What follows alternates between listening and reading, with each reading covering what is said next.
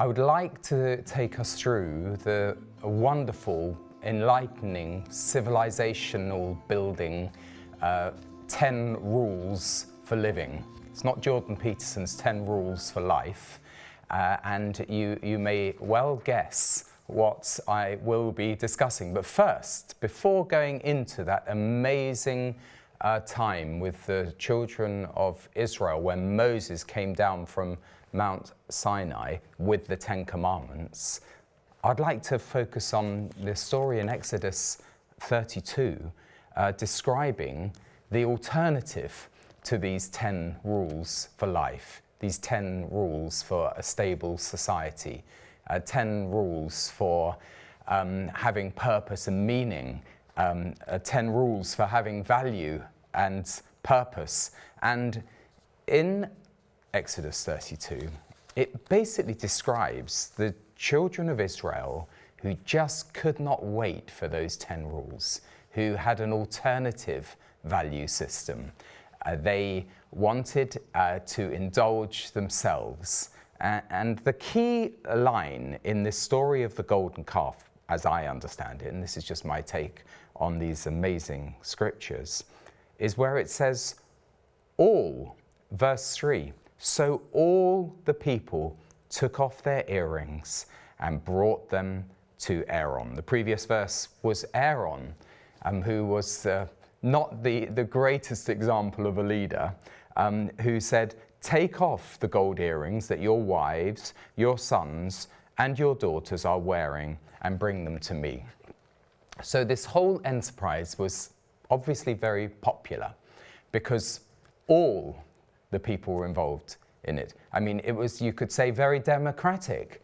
There was a majority, not just a majority, there was a consensus, not just a consensus, there was a landslide vote for the building up of a worship, religion, religious system of worship for all the people of Israel, apart from, Moses and Joshua and those who maybe stood to one side.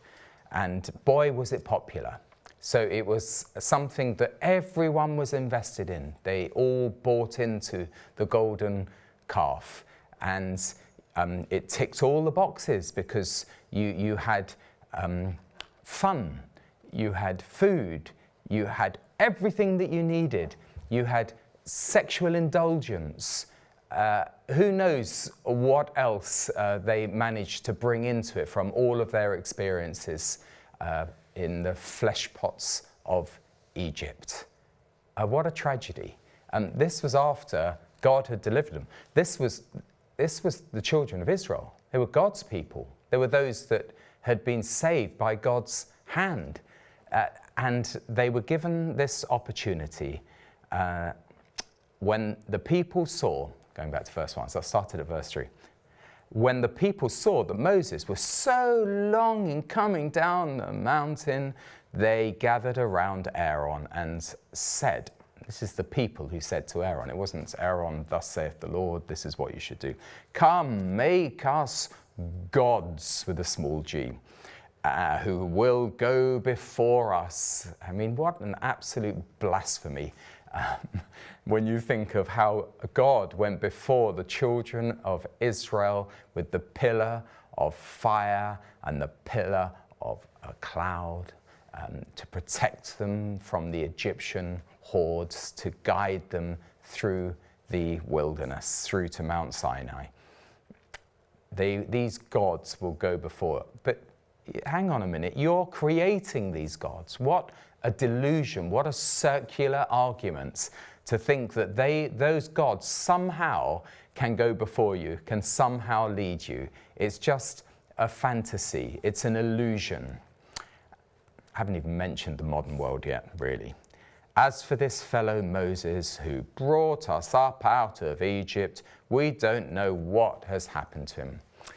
As for these pioneers of the church, those through the church age who stood faithfully for the gospel, those who died for their faith, the Tyndales who helped translate the scriptures and were burnt at the stake in Belgium, the John Bunyans, the John Knoxes, the whole, the Oxford martyrs, those that died to uphold this truth. Well, you know, it's a long time ago. They went up the mountain such a long time ago. You know, of course, they brought great insights, you know, Martin Luther, justification by faith, and John Wesley and his great preaching on holiness and righteousness. But you know what? They're long gone. You know, they've gone up the mountain.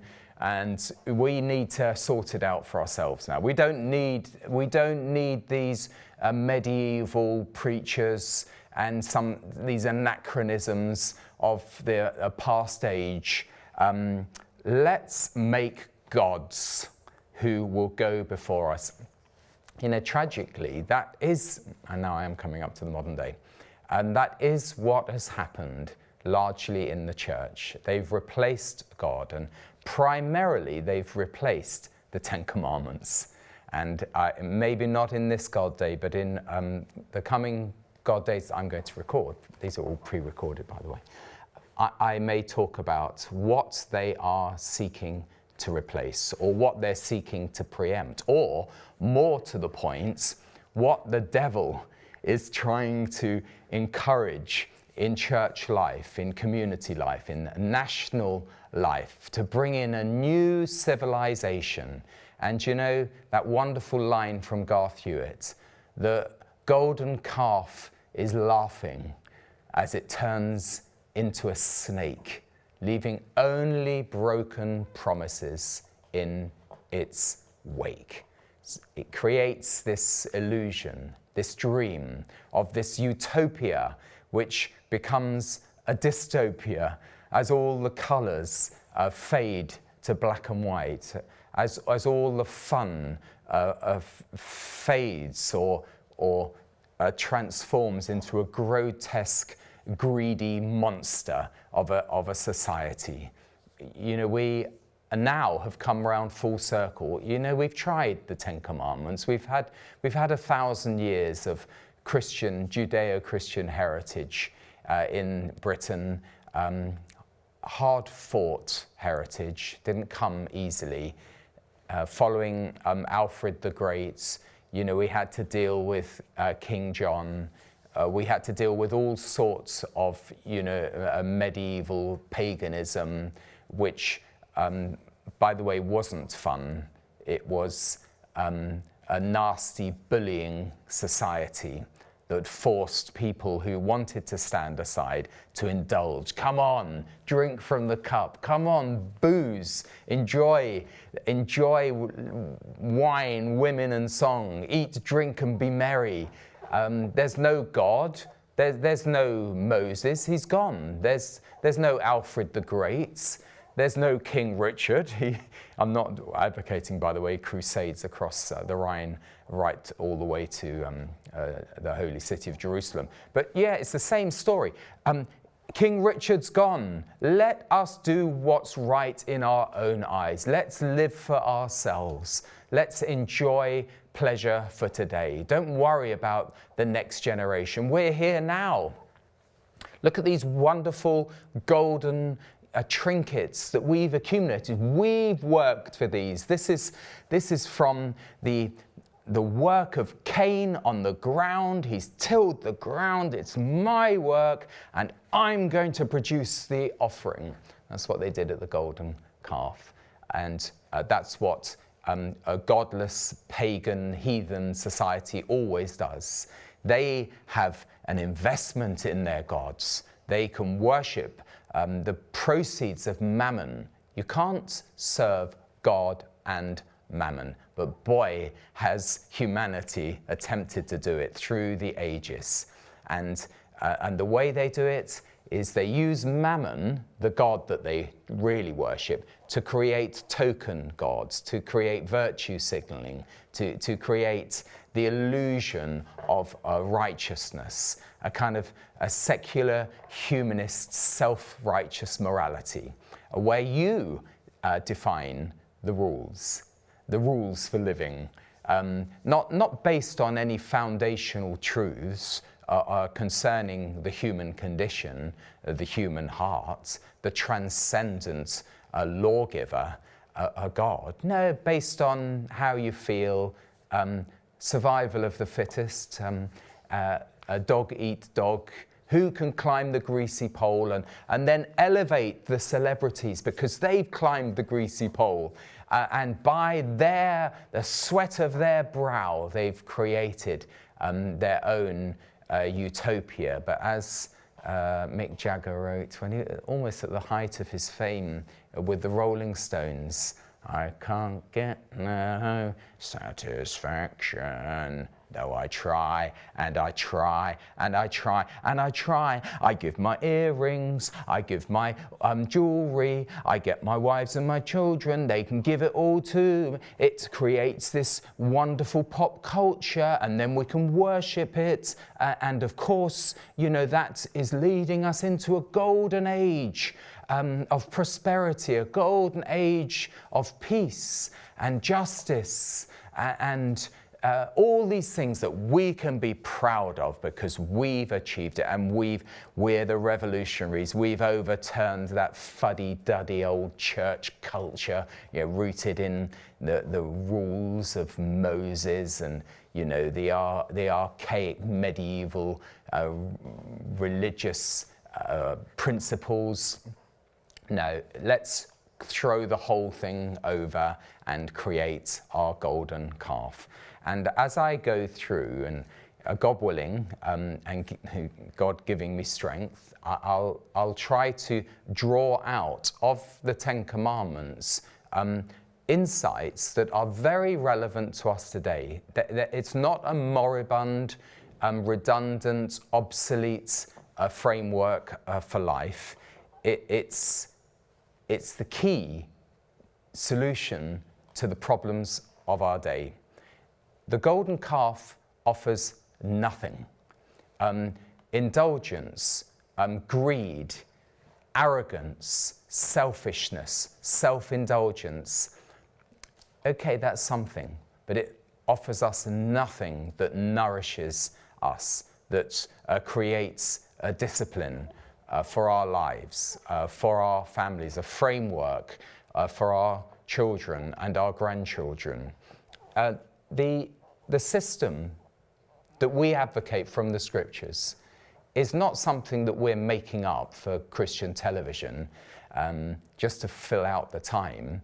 It's ordinances that were set down by the designer. It's his rule book for life. It's not, you know, a few nuts and bolts in the engine saying, no, we know a better way. Or the clay pot saying to the potter, no, why did you make me like this? I can do a better job myself. No, it's been lovingly crafted, that pot. You know, and the creator of that pot has a loving design, a purpose for our lives, a fulfilling purpose, not an self-indulgent fulfillment, but the fulfillment that comes, as they say, better to give than to receive, that comes from growing up, from just wanting to be fed and indulge and eat as much as you want. You put a pot of sweeties in front of a young kid, they would just keep stuffing themselves. No, this purpose that we are created for is for us to mature, for us to come to a position where we can bear fruits, so that we can plant seeds for other lives to bear fruits, so that there can be a flourishing of a community, not some sort of capitalist sort of dog-eat-dog where the oligarchs get to the top and they trample on everyone else, or some communist alternative where the communist elites get to the top and trample on everyone else, but they just have a slightly different mantra, because we're doing it for the proletariat. It's for the collective good. We're going to collectivize the farms. There's no such thing as the individual. We're all part of a society, and the one element that they miss out on both of these equations is the corruption within the human heart. This is the problem.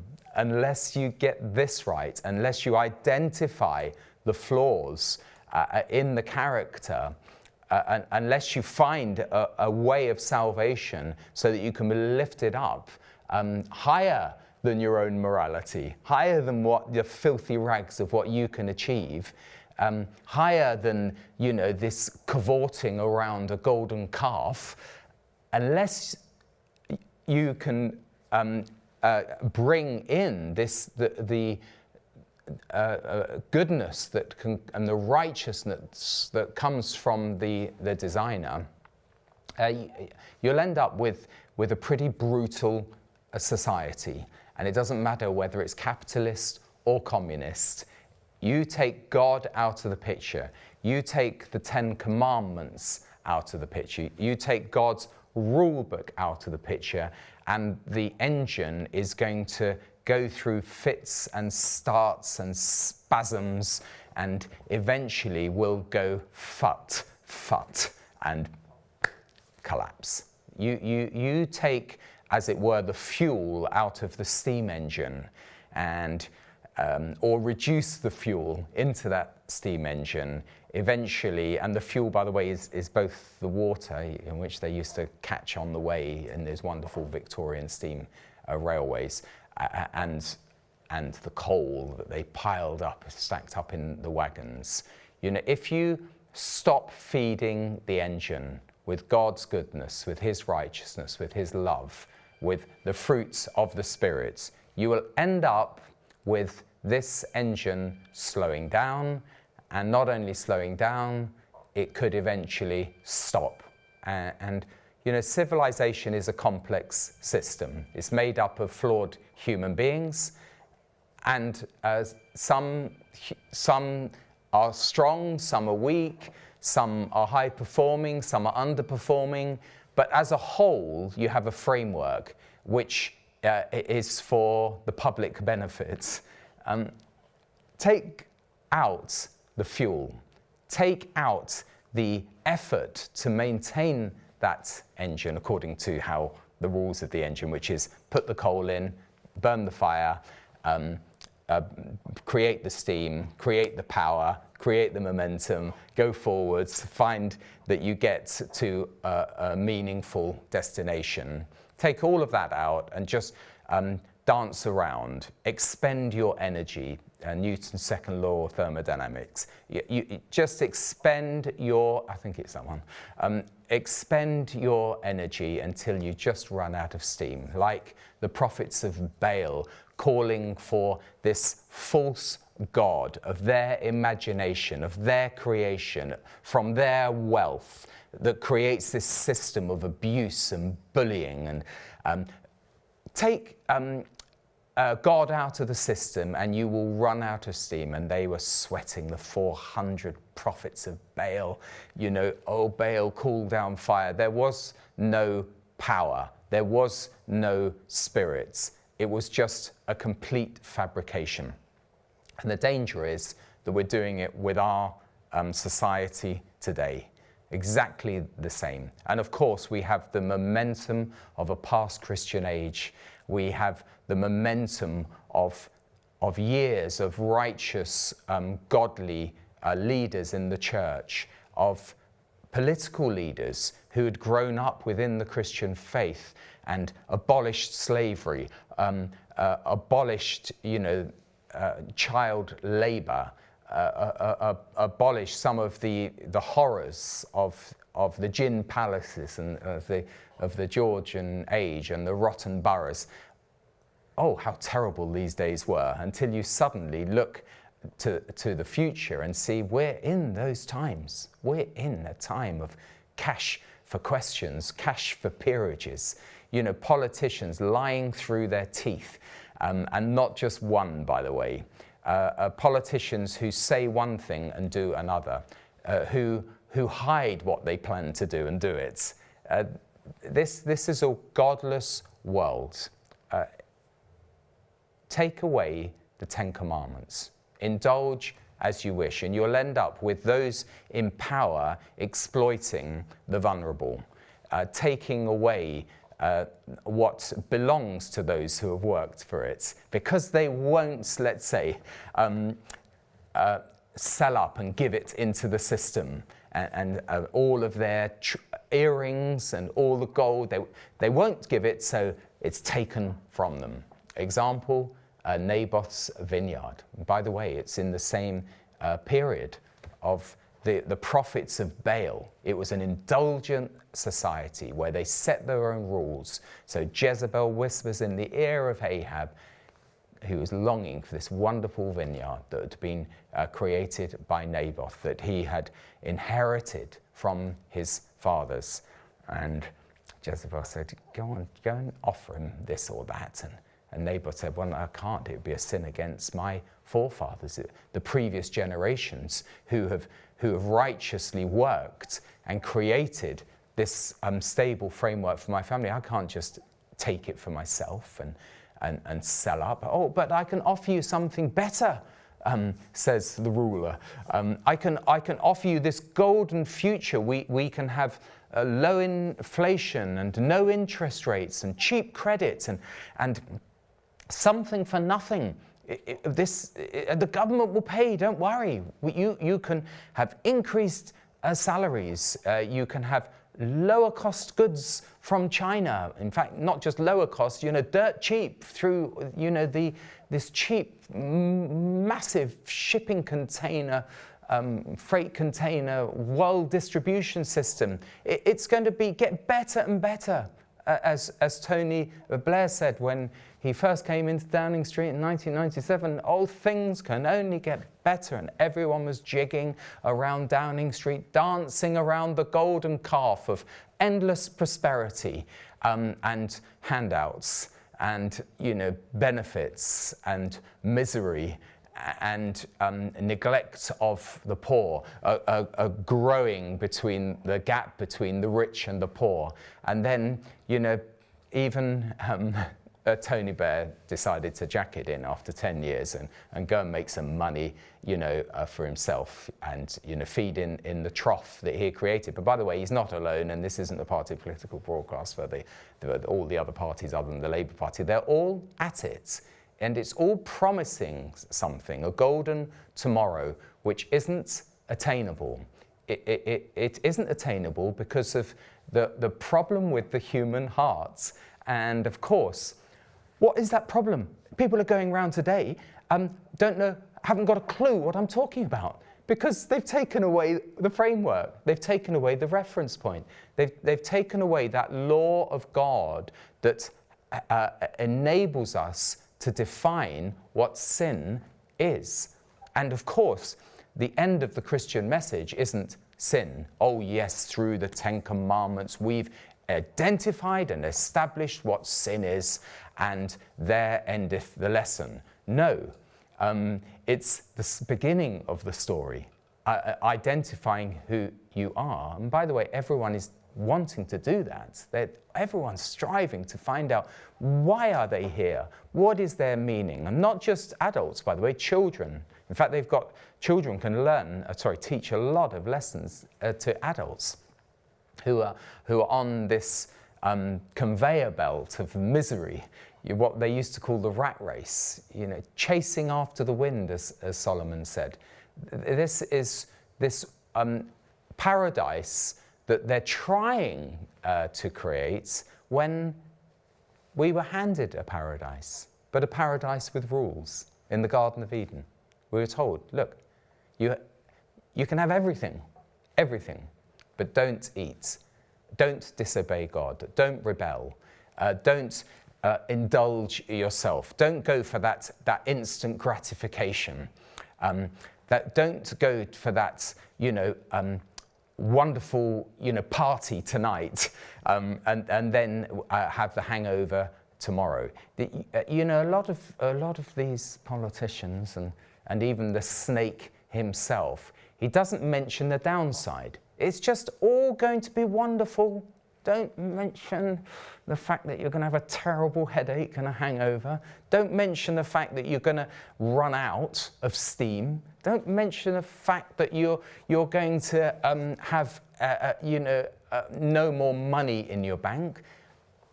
Eat, drink, and be merry, or as that early, winner of the Littlewoods pools said, I'm going to spend, spend, spend. Well, how did that end? It didn't end that well. And of course, there may be some documentary that you can find, but the way they sell the lottery today, and we're talking about maybe 50, 60 years later, was as if everyone's had such a wonderful experience, from stuffing their face with as much money and pleasure as there. But there's a limited capacity. Don't overfill the engine with coal, you put the fire out.